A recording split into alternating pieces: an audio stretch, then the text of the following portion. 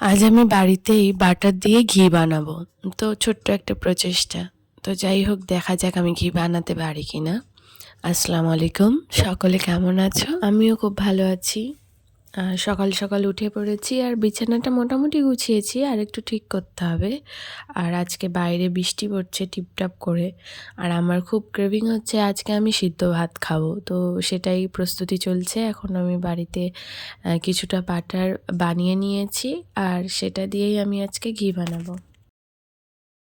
Mixer গ্রাইন্ডারে আমি বাটারটা বানিয়ে নিয়েছি। এবার ওটাকে একটু ঠান্ডা জলে ধুয়ে নেব। তারপরে ওটাকে আমি কড়াইতে দিয়ে মেল্ট হতে দেব, এবং আস্তে আস্তে ওটা হতে থাকবে। ততক্ষণে আমার ভাত রান্নাও হয়ে যাবে, আমার ঘিও তৈরি হয়ে যাবে।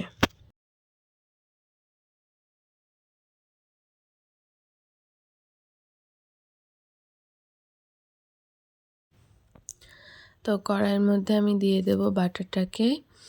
এটা যতক্ষণে মেল্ট হবে ততক্ষণে আমি আর একটা উনুন ধরিয়ে সেখানে ভাতটা বসিয়ে দেব। তো আমার ঘি হতে হতে আমার ভাতটাও হয়ে যাবে।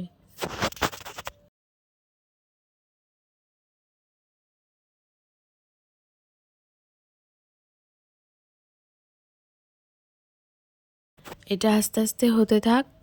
আমি একটা পাত্র কিছুটা পরিমাণ চাল নিয়ে নিয়েছি, আর চালটাকে খুব ভালো করে ধুয়ে আমি হাঁড়ির গায়ে একটু কাদা মাখিয়ে এটা উনুনে বসিয়ে দেব। তো দেখো, আর একটা উনুন ধরিয়ে নিয়েছি এখানে, আর তার উপরে হাঁড়িটা বসিয়ে দিচ্ছি।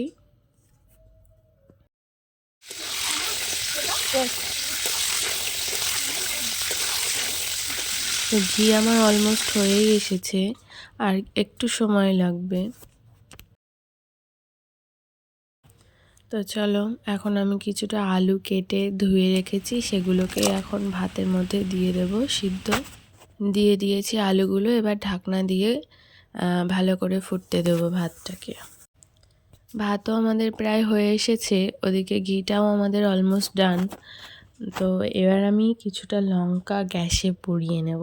তো শীতের দুপুরে বা সকালে সিদ্ধ পোড়া দিয়ে ভাত খেতে তো আমাদের সকলেরই খুব ভালো লাগে, তাতে আবার বাইরে পড়ছে বৃষ্টি। এখানে আমি আলুগুলোকে একটা পাত্রে তুলে নিচ্ছি, আর নিয়েছি একটু সর্ষের তেল, কিছুটা কাঁচা পেঁয়াজ কুচানো, আর 3টে শুকনো লঙ্কা। তো এটাকে খুব ভালো করে মেখে নিয়েছি, আর দেখতেই পাচ্ছ এখানে গরম গরম ধোঁয়া ওঠা ভাত, আলু সিদ্ধ বা আলু মাখা, আর শুকনো লঙ্কা পোড়া। তো আজ তাহলে এই পর্যন্তই। আবার দেখা হবে অন্য কোনো ভিডিওতে। সকলে ভালো থেকো, সুস্থ থেকো, সাবধানে থেকো, আর সকলকে খুব ভালো রেখো। আর আমার ভিডিওটি ভালো লাগলে অবশ্যই সাবস্ক্রাইব করো।